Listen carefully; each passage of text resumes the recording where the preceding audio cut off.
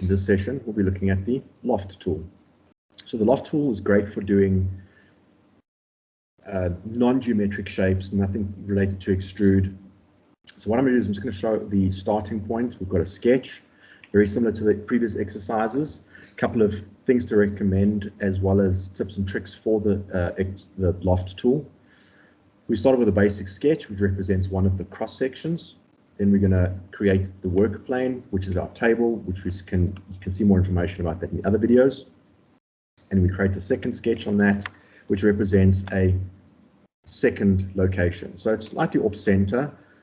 So this is the requirement. So a couple of prerequisites and recommendations is really that to have a single closed profile per sketch per cross section. So you'll notice a couple of things that's incorrect around here, as well as the center line. We're not going to go into the sketch tool as much in this session. This is just to prep for the Loft tool. We'll cover the sketch tools in more detail in other videos. If we activate the sketch tool, I'm going to select this line and convert it to a construction line. Everything that's in construction will be ignored by the actual Loft tool from being selected. So this preps my profile. It's one profile all the way around. Be careful of things like the segments down here, where you have a small segment that should also be either converted into construction geometry or removed. That just simplifies the process of getting predictable results. So in this case, I'm ready. I now want to activate the Loft tool. So I'm going to hide this over here. You can also turn off things like the dimensions. We don't need those anymore, so we'll just turn those off for now. So the profiles are ready. So we're going to activate our Loft tool. We're going to select our sections, click to add, and that adds the sections that we want to join together. So by default, as soon as we add the second plane, it wants to do a linear join between the one to the other, which is good if that's what you're looking for.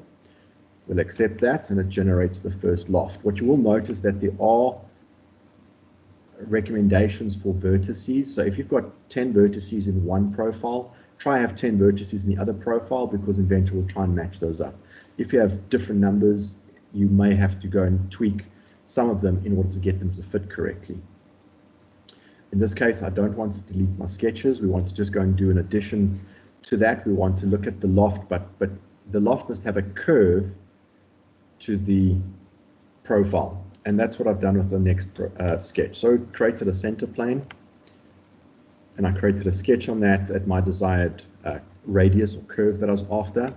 And now if we use that in our Loft tool, same sections, starting with one, add the other, it defaults to creating the linear join. In the rails section, we select add rails, aim at our curve, and now it'll use that as the curve to fill the body and join those two together. So that's a great tool for creating very non-geometric shapes, and we'll say OK to that, and it generates our curve. Just a point of interest in the work planes, there is a global for turning them all off under View, Visibility, Global User Work Planes.